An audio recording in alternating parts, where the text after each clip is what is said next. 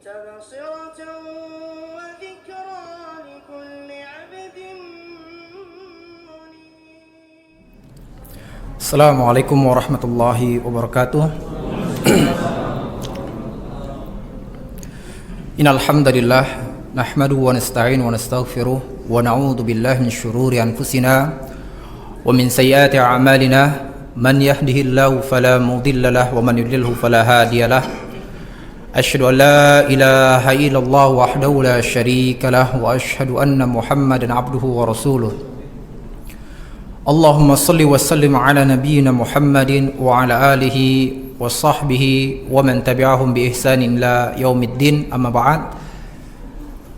Taib jemaah sekalian rahmati Allah Subhanahu wa taala, puji dan syukur kita kepada Allah Jalla wa ala yang telah memberikan limpahan rahmatnya, maghfirahnya, kenikmatan-kenikmatannya kepada kita semua, baik nikmat keimanan, nikmat keislaman, nikmat kesehatan, nikmat kekuatan, nikmat kesempatan yang Allah Subhanahu wa taala permudah bagi kita semua untuk selalu menuntut ilmu syar'i di masjid ini, di tempat yang semoga Allah Subhanahu wa taala meridhoinya.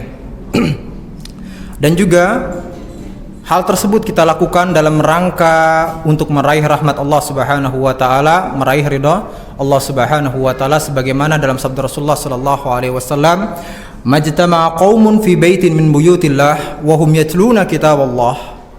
Tidaklah berkumpul suatu kaum di rumah-rumah Allah, di masjid-masjid Allah Subhanahu wa taala, wa hum yatluna kitaballah, di mana mereka membaca kitab Allah, membaca Al-Qur'anul Karim, wa yatadarasunahu bainahum, kemudian mereka mempelajari isi kandungannya, illa nazalat alaihimus sakinah, kecuali rasa ketenangan itu akan turun kepada mereka, sampai kepada mereka, wa ghasyiyatuhumur rahmah, kemudian rahmat Allah Subhanahu wa taala pun bercucuran kepada mereka, wa haffathumul malaikah, dan para malaikat pun mengelilingi mereka, meliputi bagi para penuntut ilmu tersebut, mendoakan kebaikan-kebaikan kepada mereka, wa dzakarahumullahu fi man indah, kemudian Allah Subhanahu wa taala menyebutkan masing-masing orang yang menuntut ilmu syar'i tadi di hadapan para malaikatnya sebagai bentuk kemuliaan dan kehormatan bagi mereka. Kemudian salawat serta salam semoga Allah senantiasa mencurahkan kepada Nabiul Mustafa, Nabi Muhammad sallallahu alaihi wasallam yang telah mengajarkan kepada kita Islam yang sempurna, membimbing kita menuju keridhaan Allah Jalla wa ala. Taib jemaah sekalian rahmati Allah Subhanahu wa taala, kita lanjutkan kembali pembahasan kita pada dosa besar yang selanjutnya, yaitu mengenai perbuatan khianat. Perbuatan khianat yang merupakan lawan dari sikap amanah. Dan terlebih dahulu, ya sebelum kita membahas tentang khianat ini, kita bahas terlebih dahulu mengenai urgensi dan keutamaan amanah ini.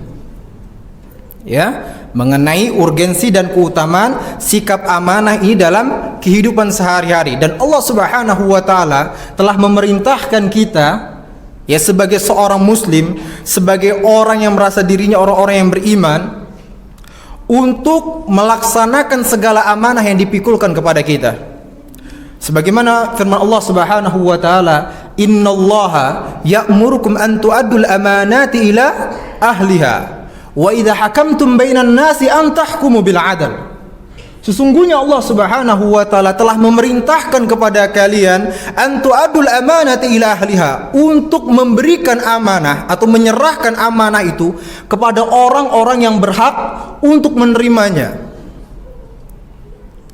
Ya, dan kemudian apabila wa idza hakamtum bainan nas, dan apabila kalian memberikan sebuah keputusan di antara manusia, antahkumu bil adl, maka tetapkanlah keputusan tersebut dengan cara yang adil.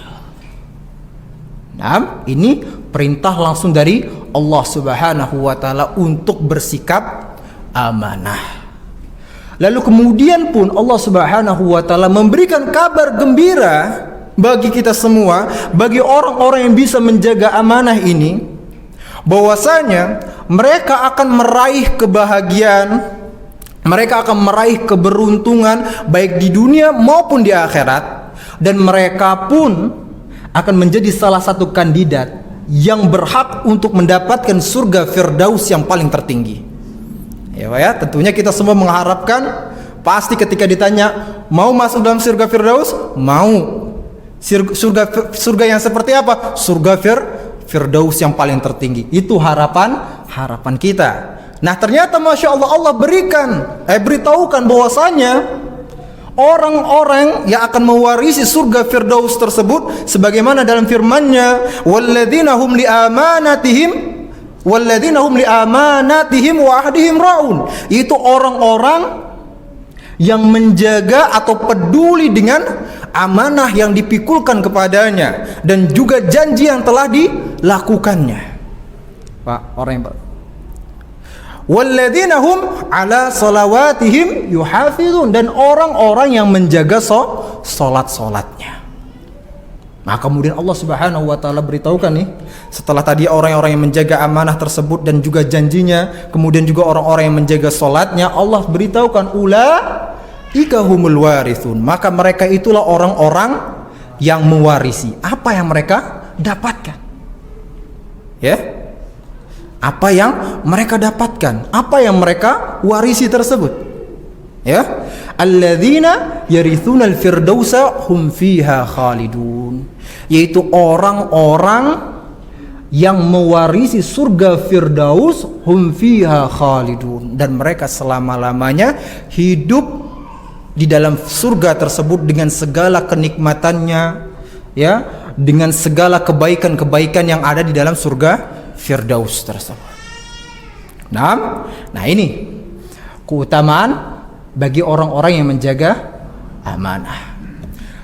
Dan begitu pun Rasulullah Shallallahu Alaihi Wasallam telah menjelaskan bahwasanya orang-orang yang bisa menjaga amanah ini, maka kemuliaan dan kebahagiaan akan meliputi mereka, akan selalu mengiringi mereka, serta mereka pun dijauhkan dari segala kesempitan, dari segala kesusahan, dari segala kepayahan yang ada di dunia ini.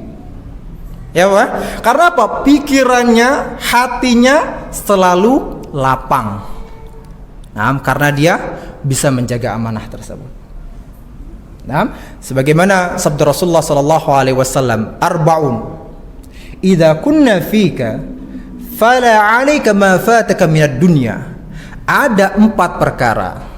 Idza kunna fika, apabila 4 perkara tersebut ada pada dirimu, fala 'alaika ma fataka minad dunya, maka tidak akan membahayakanmu segala sesuatu yang luput darimu atas dunia ini. Ya, Pak ya. Jadi walaupun Masya Allah dia hartanya ataupun apapun mengenai perkara dunia ini dia mengalami bahasanya apa ya, kekurangan ya seperti itu, tetapi tetap dia merasa dunia ini begitu lapang, ya, tidak terasa sempit. Nah, ternyata apa 4 perkara tersebut? Maka kemudian Rasulullah Shallallahu Alaihi Wasallam menyebutkan yang pertama adalah hibzu amanah, yaitu menjaga amanat. Nah, dan yang kedua wasidku hadithin, yaitu perkataan yang jujur. Nah, Pak ya, kalau kita sudah berkata jujur, terus menerus berkata jujur, bawaannya santai, Pak ya, bawaan santai. Tetapi coba kalau seandainya kita sekali saja berbohong, yang terjadi apa, Pak? Ketakutan akan menyelimuti kita, benar tidak? Waduh, takut terbongkar begini, waduh, takut terbongkar seperti ini, dan sebagainya. Sehingga pada waktu itu kehidupannya menjadi terasa begitu sempit. Nah, dan ternyata Rasulullah Shallallahu Alaihi Wasallam pun memerintahkan kepada kita untuk berkata jujur, walaupun itu terasa pahit, terasa begitu menyakitkan. Karena tetapi kenyataannya, nah, perkataan jujur tersebut akan membawa kepada kebaikan-kebaikan yang ada di dunia ini. Nah, membawa kepada kebaikan, membawa kepada ketaatan kepada Allah, dan endingnya masuk ke dalam surga Allah Subhanahu wa taala. Dan kemudian perkara yang ketiga adalah wa husnu khaliqatin. Nah, ini yang paling penting nih juga nih, yaitu berakhlak mulia. Ya, terkadang masya Allah banyak orang-orang yang sudah mengenal sunnah ini ibadahnya bagus. Ya, ibadahnya bagus, akan tetapi permasalahan akhlaknya kepada orang yang ada di sekitarnya begitu buruk. Padahal masya Allah Rasulullah Shallallahu Alaihi Wasallam menggandengkan antara ketakwaan kita kepada Allah Subhanahu Wa Taala dengan akhlak yang mulia. Sebagaimana sabda Rasulullah Sallallahu Alaihi Wasallam, ittaqillaha haitsuma kunta. Bertakwalah kalian kepada Allah Subhanahu Wa Taala dimanapun engkau berada. Wa adbi sayyi'atal hasanata tamhuha.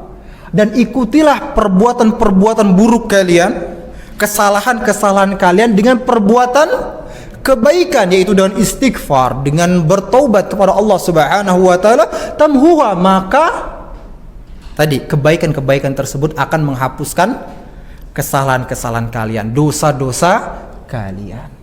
Kemudian endingnya wa khaliqin nasa bi khuluqin hasanin. Dan berakhlaklah kepada manusia dengan akhlak yang mulia, dengan yang baik. Lihat, takwa kepada Allah dan juga akhlak mulia. Nah, ini yang kadang sering kita tinggalkan. Nah, kemudian yang keempat, wa'iffatun fi ta'mah, yaitu menjaga dirinya dari makanan-makanan yang diharamkan oleh Allah Subhanahu wa taala. Nambah ya, 4 perkara ini. Susah nggak Pak kita mendapatkan ada satu orang yang 4 perkara ini ada pada dirinya? Susah nggak Pak? Hah? Kalau mungkin di zaman dulu, zaman Rasulullah Sallallahu Alaihi Wasallam, masya Allah begitu banyak. Tetapi sekarang kita nggak tahu. Mungkin ada yang 3, satunya miss. Ya, ada 2, 2-nya miss juga. Nggak ada. Seperti itu. Makanya masya Allah ini 4 ini kalau ada pada diri seseorang, maka orang tersebut termasuk guroba, Pak ya. Guroba, orang yang hidup dalam keterasingan pada akhir zaman ini, sebagaimana sabda Rasulullah Sallallahu Alaihi Wasallam, fatuba lil guroba.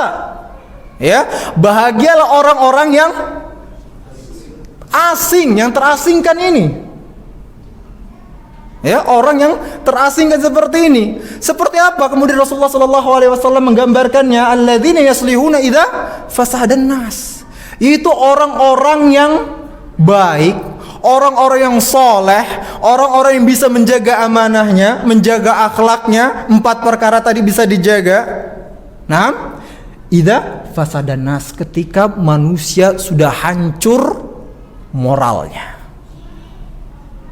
ya, tetapi dia tetap menjaga kesolehan dirinya, kebaikan dirinya, akhlak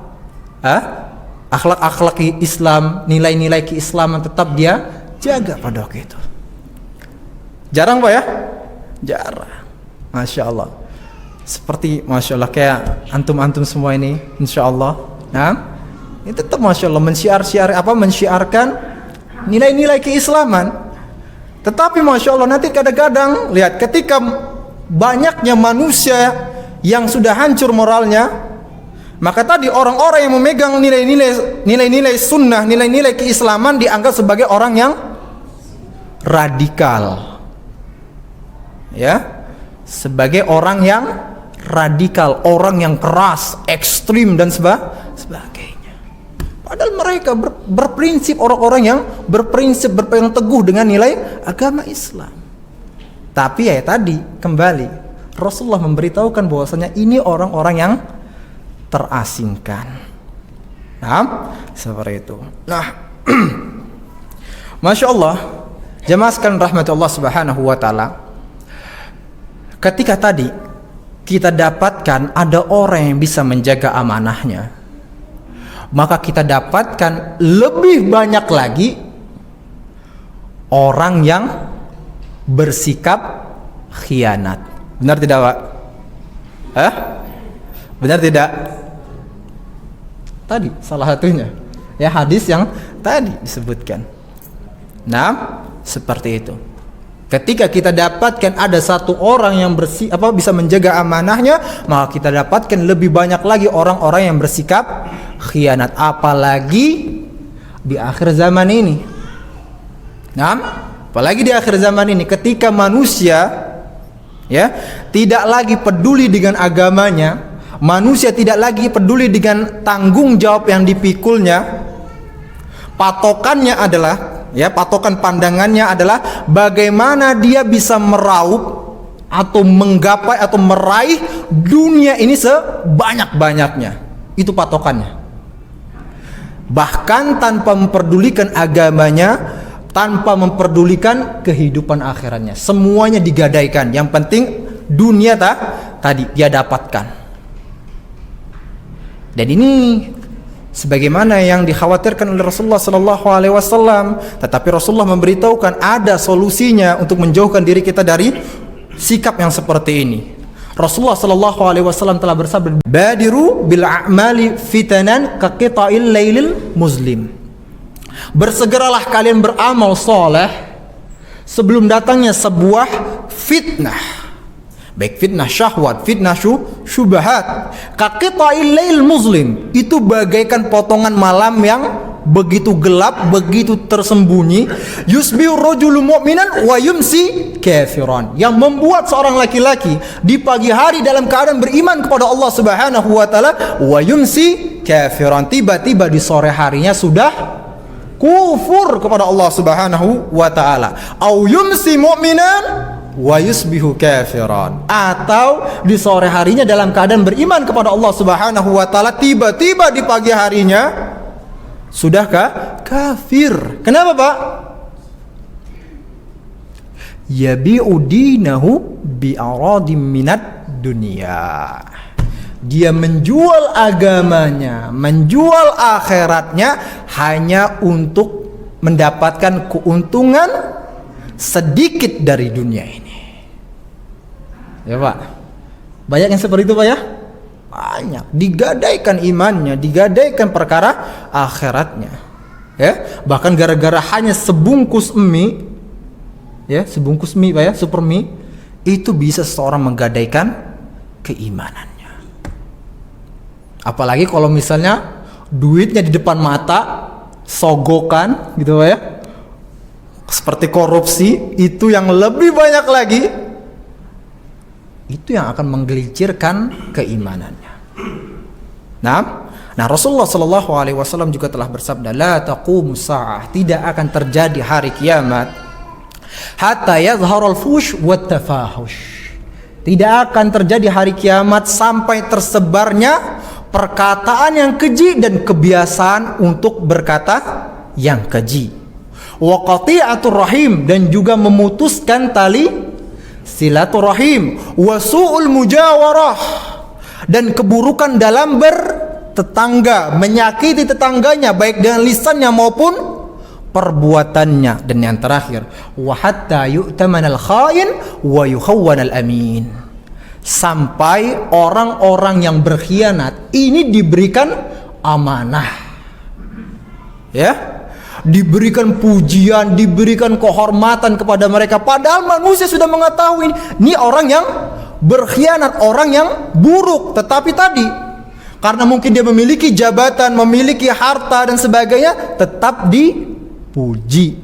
Wa yukhawwanal amin, sedangkan orang yang bisa menjaga amanahnya dianggap sebagai pengkhianat. Banyak, Pak? Banyak yang seperti ini? Banyak. Nah, seperti itu. Dan Masya Allah, Pak, Imam Az-Zahabi rahimahullah mengatakan bahwasanya khianat adalah perbuatan keji dalam segala sesuatu, dan sebagiannya ya lebih buruk dibandingkan sebagian yang lainnya. Oleh karena itu, Masya Allah, orang yang berkhianat kepadamu, kata Imam Az-Zahabi, pada permasalahan uang tidak seperti orang yang berkhianat kepadamu pada perkara keluargamu, pada perkara hartamu, pada perkara perbuatan-perbuatan dosa besar. Nah, tentu berbeda-beda. Nah, melihat dari hal ini, maka kita dapatkan bahwasanya khianat ini bertingkat-tingkat. Nampak ya? Nah, begitupun juga para ulama telah membedakan atau membagi khianat ini menjadi dua macam. Nah, yang pertama adalah khianat terhadap hak-hak Allah Subhanahu wa taala. Kita sudah melakukan perjanjian dengan Allah Subhanahu wa taala sebelum kita diciptakan di dunia ini. Yang bahkan Masya Allah, perjanjian tersebut atau amanah tersebut yang harusnya diberikan kepada yang lainnya, tapi yang lainnya menolak, tetapi manusia mau mengambil amanah tersebut atau perjanjian tersebut. Allah Subhanahu wa taala telah berfirman, Inna aradna amanah, sesungguhnya kami telah mengajukan amanah ini ala samawati wal ard, kepada langit-langit dan bumi, wal jibal, dan juga kepada gunung-gunung. Masya Allah ya, sudah diberikan kepada langit-langit dan bumi dan juga gunung-gunung untuk memikul amanah tersebut. Fa'abaina an yahmilnaha, dan seluruhnya menolak untuk memikul amanah tersebut. Wa ashfaqna minha, dan mereka takut, khawatir apabila mereka bersikap khianat terhadap amanah tersebut. Wa hamalahal insan, dan kemudian manusia pun yang mau mengambil amanah tersebut dan mau memikulnya. Kemudian Allah Subhanahu wa taala di akhir ayat ini mengatakan, innahu kana zaluman jahula, sesungguhnya manusia itu adalah orang-orang yang zalim, lagi orang-orang yang bodoh. Masya Allah, ketika amanah tadi begitu berat, manusia dengan lantangnya, dengan beraninya mau mengambil amanah tersebut. Nah itu Pak ya, kita sudah memiliki perjanjian dengan Allah Subhanahu wa taala. Nah, di antara amanah-amanah tersebut adalah ketika Allah Subhanahu wa taala memerintahkan perkara yang wajib, maka kita harus melaksanakannya. Perkara salat, puasa, zakat, haji dan sebagainya yang Allah Subhanahu wa taala telah perintahkan, dan ketika Allah Subhanahu wa taala pun memerintahkan untuk menjauhkan diri kita dari berbagai kemaksiatan, maka ketika itu pun kita harus menjauhinya. Nah, itulah ya amanah-amanah yang telah Allah berikan kepada kita. Nah, seperti itu. Nah, ternyata banyak orang-orang yang bersikap khianat terhadap hak Allah Subhanahu wa taala ini. Dan Masya Allah, amanah yang paling terbesar di antara semua yang tadi, atau hak Allah Subhanahu wa taala yang paling tertinggi adalah bertauhid kepada Allah Subhanahu wa taala dan tidak mempersekutukannya dengan sesuatu apapun. Sebagaimana dalam hadis Mu'adz, ya, ketika Rasulullah sallallahu alaihi wasallam mengatakan kepada Mu'adz, "Ya Mu'adz, atadri ma haqqullahu 'alal ibad wa ma haqqul ibadi 'ala Allah?" Wahai Mu'adz, apakah engkau mengetahui apa itu hak Allah Subhanahu wa taala atas hamba-hambanya, dan apa hak seorang hamba atas Allah Subhanahu wa taala? Maka Mu'adz pun mengatakan, Allah wa rasuluhu a'lam.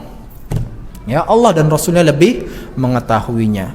Maka ketika itu Rasulullah sallallahu alaihi wasallam memberitahukan haqqullah 'alal ibad, hak Allah Subhanahu wa taala terhadap hamba-hambanya, an ya'buduhu wa la yusyriku bihi syai'a, yaitu wajib bagi mereka semua para hamba-hamba tersebut untuk beribadah hanya kepada Allah Subhanahu wa taala, mentauhidkannya, wala yusyriku bihi syai'a, dan tidak mempersekutukannya dengan sesuatu apapun. Amanah yang paling tertinggi. Nah, kemudian Allah Subhanahu wa taala, Rasulullah sallallahu alaihi wasallam beritahukan selanjutnya, wa haqqul ibadi 'ala Allah, sedangkan haknya hamba atas Allah Subhanahu wa taala, alla yu'adziba man la yusyriku bihi syai'a. Allah Subhanahu wa taala tidak akan mengadab bagi orang-orang yang tidak mempersekutukan Allah Subhanahu wa taala dengan sesuatu apapun. ini Pak ya. Ini tadi cabang yang pertama, khianat terhadap hak-hak Allah Subhanahu wa taala, dan kita jelaskan bahwasanya nih hak-hak Allah ini seperti ini. Amanah yang telah Allah berikan kepada kita seperti ini, dan yang paling tertinggi adalah mentauhidkan Allah Subhanahu wa taala dan tidak mempersekutukannya.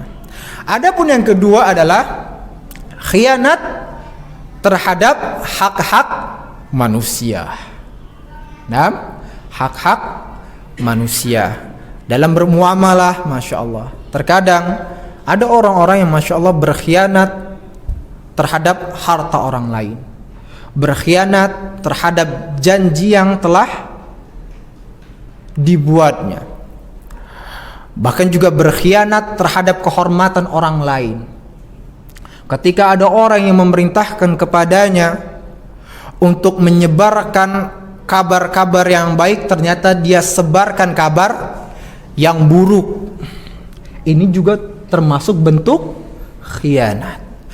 Ketika ada seorang pemimpin memberikan jabatan kepadanya untuk bekerja dengan cara yang benar, dengan cara yang baik, ya, tidak menyimpang, ternyata masya Allah dia bekerja dengan cara yang buruk. Itu pun juga termasuk khianat terhadap hak-hak manusia.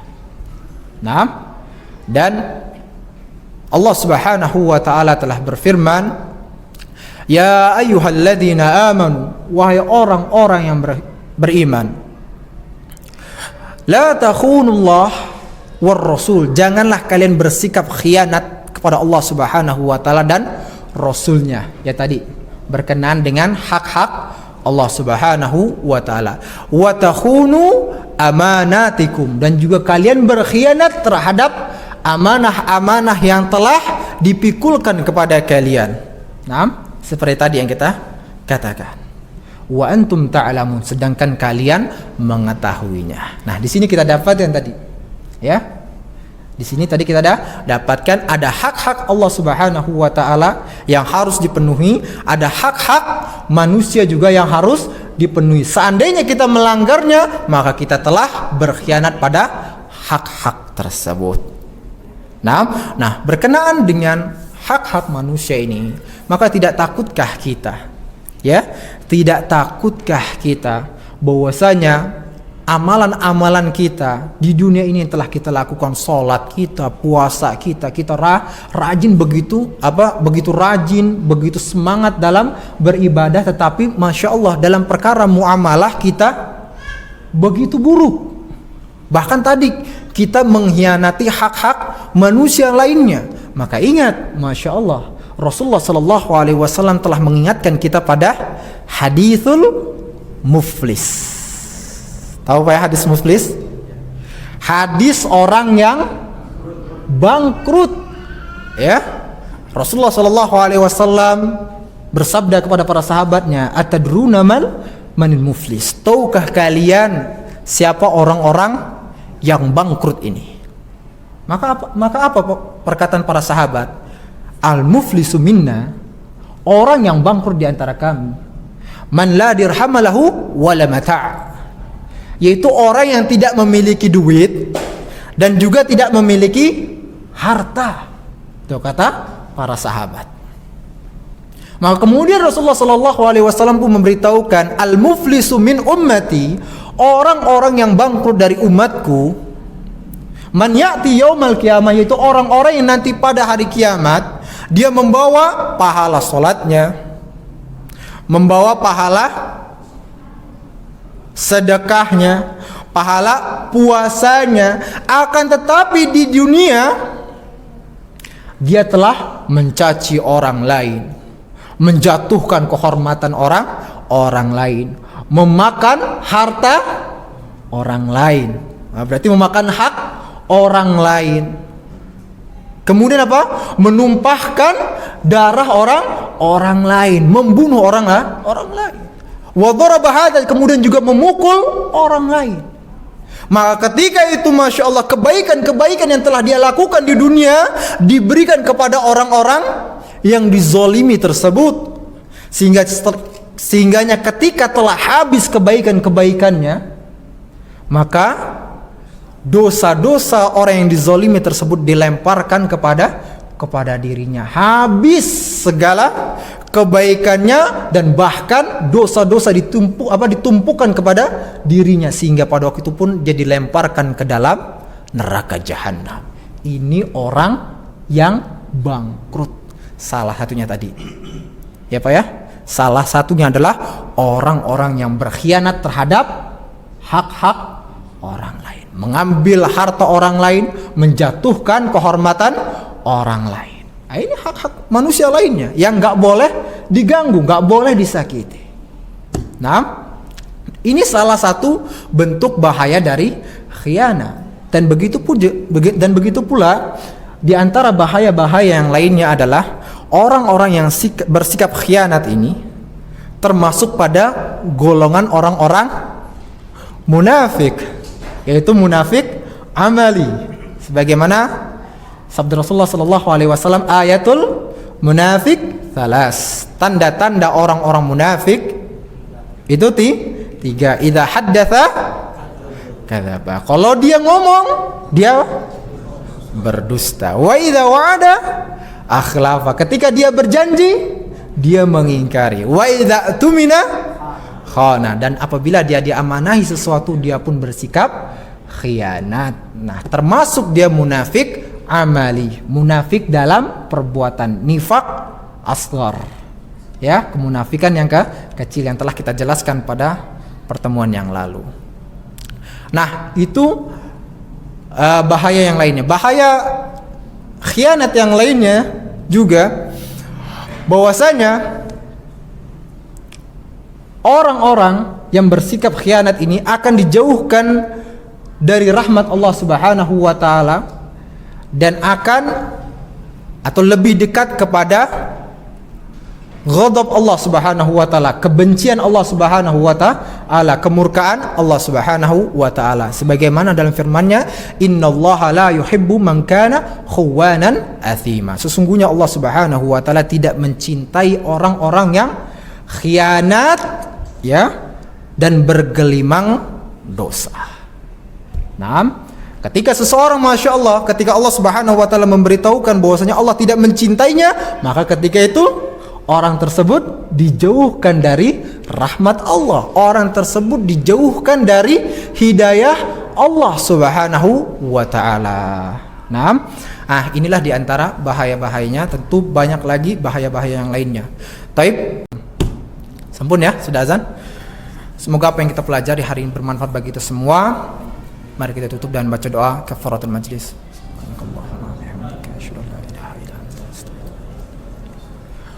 Sekian, assalamualaikum warahmatullahi wabarakatuh.